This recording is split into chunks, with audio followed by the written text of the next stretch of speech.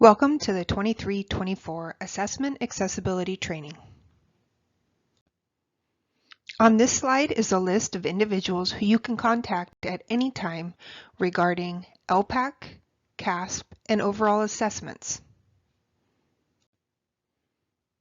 The purpose of today's training is to ensure that you have the necessary information and tools to understand the significance of assessments and the accessibilities associated with them, know where to find the available resources, learn how to log into TOMS, implement a process for assigning, collecting, and entering designated supports and accommodations in TOMS, and then leave with next steps to ensure the success of all of your students. Today, as we talk about assessments, we're talking about all of the assessments for CASP, which includes the ELA, Math, Science, Spanish, and alternate assessments for CASP, and the initial, summative, and alternate assessments for LPAC. We will begin with the purpose and importance of matching accessibility resources to each of your students' needs. Understanding accessibility is critically important. This means that we're providing fairness in testing. All of this is grounded in legislation and professional standards and illustrated by UDL, or Universal Design for Learning. Accessibility resources are to be used by students daily during instruction, during classroom assessments, and statewide assessments. Unlike some of the historical information, using accessibilities for statewide assessments does not affect a student's score, nor a school district's participation rate. Now we will get into Assessment Accessibility Overview. There are different types of accessibility resources. There are universal tools that are available for every student in your classroom. We want to focus on our designated supports, which are determined by our classroom educators. And then we also have accommodations, and these are only for students with a 504 or IEP. Please remember that there are also unlisted resources that could be available to some of your students. Again, it's very important to remember that accommodations are only for students with a 504 or IEP. Designated supports can be available to a majority of your students. These are identified by the classroom teacher and entered into TOMS. There are universal tools as well that are already designated in the computer for your students. So we really want to be focusing on how are we ensuring that designated supports are being made available for identified students. It's critically important that we understand accessibility. We want to know what each student understands, not how well they physically take an assessment on a computer. When we think about UDL, we're discussing planning for variability. This includes how are we thinking about student engagement, representation, and action and expression. Are we ensuring that students remain interested? Are we supporting them to address barriers around communication, comprehension? And are resources available regarding physical action, expression and communication, as well as executive functioning? It's critically important to remember that students should be using these accessibility resources the entire school year. We need to ensure that they have multiple opportunities to use these accessibility resources during the school year on various types of assessment, so when it does come time to give them a state-mandated assessment, it is a regular tool in which a student is already familiar with. Again, understanding what resources should be assigned to students. When we think about engagement, do some of our students need breaks, noise buffers, separate settings, or the opportunity to walk around during a math or ELA assessment? Are we also providing a scribe when necessary, or speech to text? When we think about our presentation, do we have students who possibly need translation, read aloud, or text to speech? We need to know what each student understands, not how well they physically take an assessment. Please remember, when having conversations with site leadership, parents, and educators, it's always important to remind them that all universal tools, designated supports, and accommodations yield a valid score. Understanding the accessibility resource matrix is the first thing that you would want to do as you begin working with your school site to designate assessment accessibility resources. On the bottom of this page is an available active link. Please print out your Matrix 4 or make this matrix available to all school staff. This is a visual of what we call our bento box. These are available for LPAC and CASP. At the top of this bento box are the resources that are universal tools and designated supports, as they are available to all students. The ones on the bottom are for students with a 504 or IEP. The bottom right box is the resources that are already implemented in the system for those students who are taking an alternate assessment, also known as CAW. Unlisted resources are not universal tools, designated supports, or accommodations. Unlisted resources shall be made available if specified in a student's IEP or 504 plan.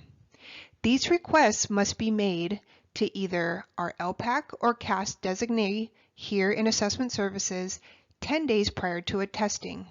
They will then communicate with the CDE to determine if these unlisted resources do not change the construct of the information being measured, and will then be entered into the system. This is just a closer look of the matrices for CASP and LPAC.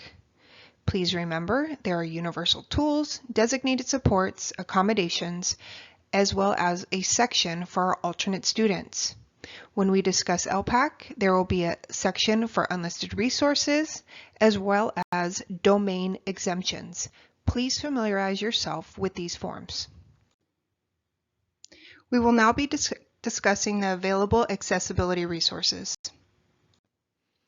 When working with individuals, please remember the top two boxes on both the LPAC and CASP form are universal tools and designated supports. The top left universal tools are already entered into the computer. The top right box are the designated supports that educators need to determine what need to be provided to each of your students. Please know that this matrix changes by each assessment, so it's critically important that you look at each of the assessments and then determine what designated supports need to be made available for each student. On the bottom of this matrix are the accommodations and resources for those students taking an alternate assessment. These accommodations and this form should be made available for your education specialists who hold IEP meetings, because this is where they need to be pulling accommodations from to ensure they're occurring in the classroom throughout the year, as well as available for students during state testing. Again, remember, universal tools are available to all students based on student preference and selection. You may have a student who messes around with the computer and then uses the highlighter inappropriately. You are also able to go in and remove some of these universal tools and not make them available in the event that you feel it will be a distraction. The designated resources are available to any student, but it must be indicated by an educator. These are in the top right side of the matrix.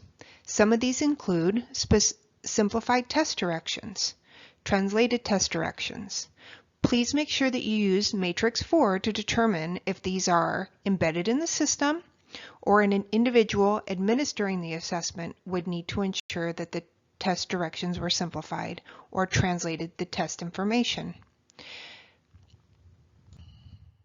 To ensure equitable access for students with an IEP or 504, please ensure the appropriate accommodations are provided for each student and documented in their individual education plan.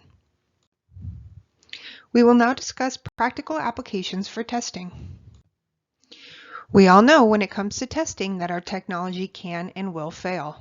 So as you are providing assessments, please know that there are embedded and non-embedded resources. Embedded resources are ones that are built into the system. So if you have a student with text-to-speech, however the system is not working, consider Read Aloud. If you have a student with the support of speech-to-text, you can then use the scribe, but it is important that the scribe has been trained in order to complete the task. Scribes and test readers for Read Aloud, they must be an employee of our district. It will be important that they sign an affidavit, that they know the student, have scribed for the student previously, and must read and review the scribing protocol or guidelines for Read Aloud. This is an important screen because as students log in order to take an assessment, you will see the blocked out visual that looks like an eye. Please ensure that test administrators or test examiners click on that eye to ensure that students have the appropriate accommodations and designated supports before approving an assessment. If they do not do that, then the supports that you intend for the student to have will not be made available, and you will have to complete a STARS report and have the student restart the assessment. If once you enter the system to ensure that a student has the appropriate accommodations and designated supports, if their settings are incorrect, they should not administer the assessment to the student. It's then important that they contact the test coordinator to correct the settings in TOMS and then wait 24 hours to test the student. Now we will move on to identification and collection of accessibility resources. Understanding the needs of our students is something that we at schools do every day. So let's think about our consistent system school-wide, ensuring that we have an equitable practice, that we appropriately identify students who need these supports, that we ensure that these tools that we are providing are effective, and that we monitor our implementation.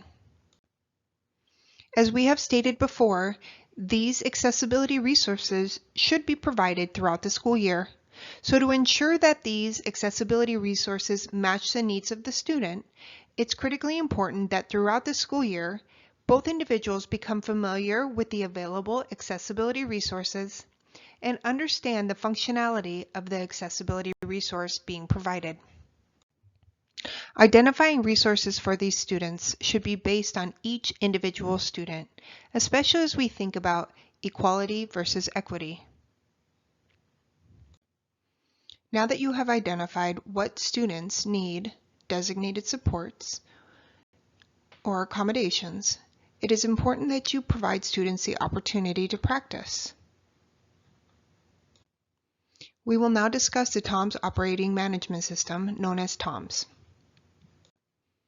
When you need support for TOMS, please do not call the number on the left-hand side. These are for our office, LEA, LPAC, and CASP coordinators.